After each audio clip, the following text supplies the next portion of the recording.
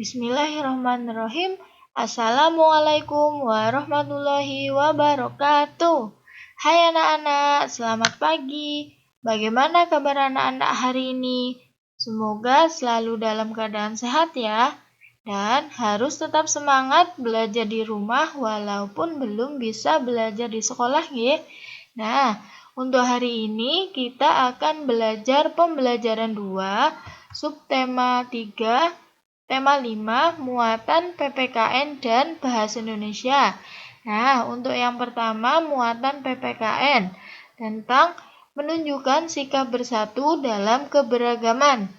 Nah, seperti yang kita tahu, kita berada di negara Indonesia. Indonesia merupakan salah satu negara yang terdiri dari berbagai macam pulau. Ada lebih dari belasan ribu pulau yang ada di Indonesia. Oleh karena itu, Indonesia mendapat julukan negara kepulauan terbesar di dunia karena Indonesia memiliki belasan ribu pulau. Nah, dengan adanya belasan ribu pulau tadi, tentunya banyak keberagaman kekayaan daerah yang dimiliki oleh Indonesia. Dalam keberagaman kekayaan daerah tersebut, kita perlu saling menghormati setiap perbedaan. Perbedaan justru dapat membuat kita menjadi bangsa yang semakin kuat. Dalam adanya perbedaan, kita harus menyikapinya dengan tetap saling rukun dan bersatu, menunjukkan sikap persatuan bersama teman yang berasal dari daerah yang berbeda juga bukan suatu masalah apabila kita selalu mengedepankan rasa saling menghormati dan menghargai.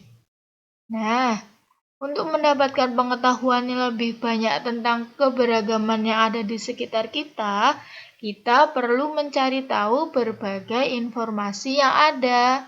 Nah, informasi itu apa? Jadi, informasi merupakan sekelompok pesan dalam sebuah teks.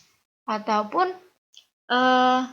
informasi bisa didapatkan apabila kita membaca suatu bacaan ataupun kita mendengarkan dari pembicaraan orang lain. Jadi, informasi didapatkan dari dua cara, yaitu secara lisan atau ucapan maupun secara tulisan atau dituangkan dalam sebuah teks bacaan. Nah, untuk menggali sebuah informasi, anak-anak dapat menjawab pertanyaan dengan menggunakan konsep 5W1H. Anak-anak sudah pernah belajar belum tentang konsep 5W1H?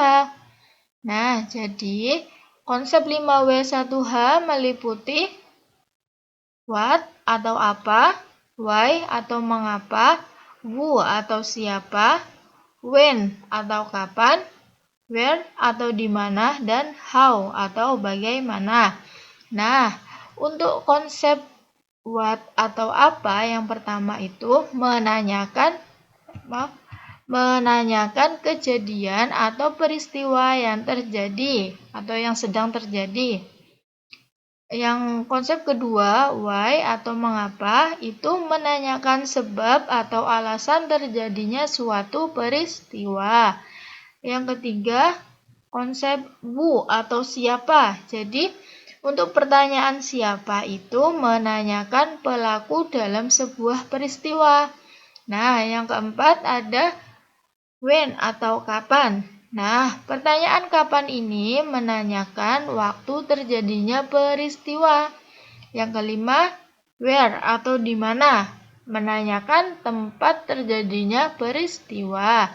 Yang keenam atau terakhir, itu ada konsep atau how atau bagaimana. Bagaimana ini menanyakan proses terjadinya peristiwa. Nah, nanti anak-anak bisa catat konsep 5W1H ini untuk belajar sendiri nggih.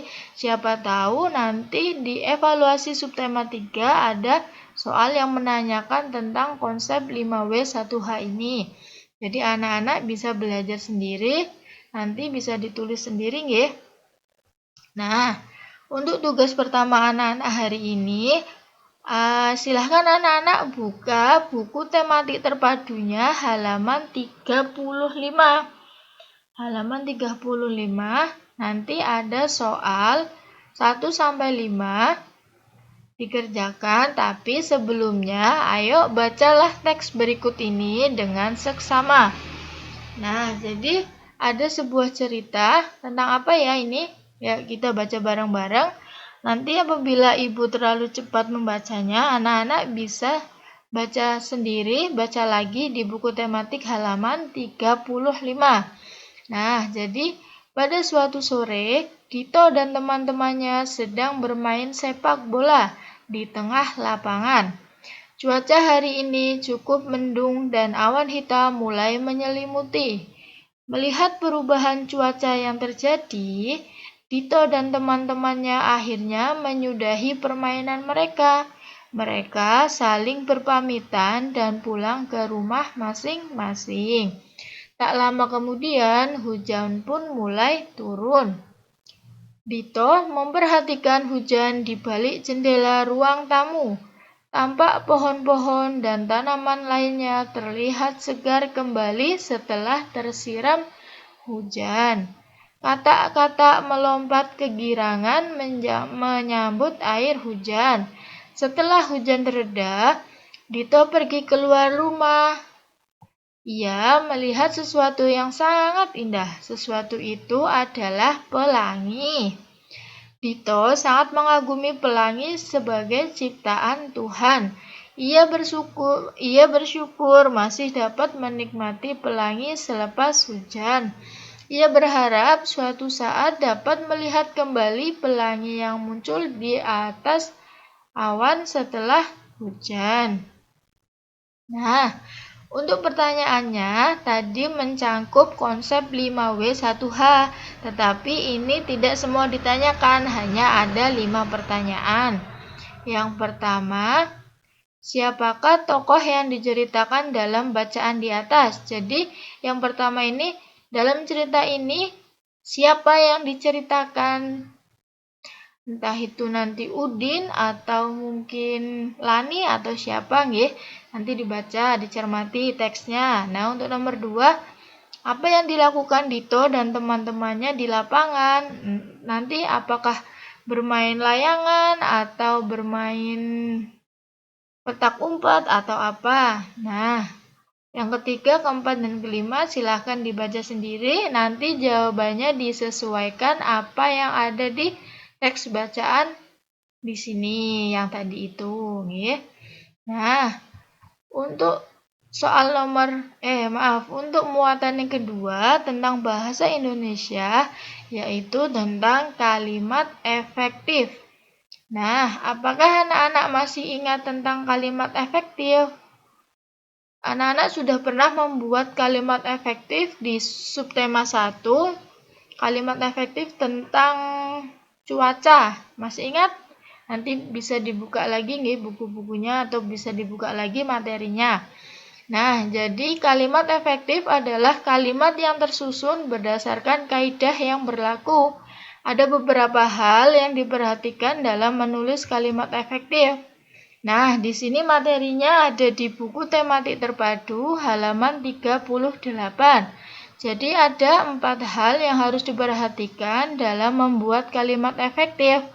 Nah, nanti anak-anak baca, dan untuk tugas kedua, tuliskan ulang hal-hal yang perlu diperhatikan dalam membuat kalimat efektif. Jadi ditulis ulang 4 hal ini nggih. Nah, yang ini ditulis ulang sebagai tugas kedua hari ini. Nah, semoga apa yang Ibu sampaikan hari ini dapat bermanfaat.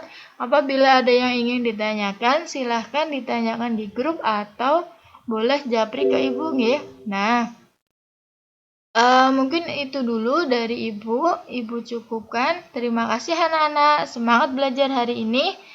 Ibu cukupkan. Wassalamualaikum warahmatullahi wabarakatuh.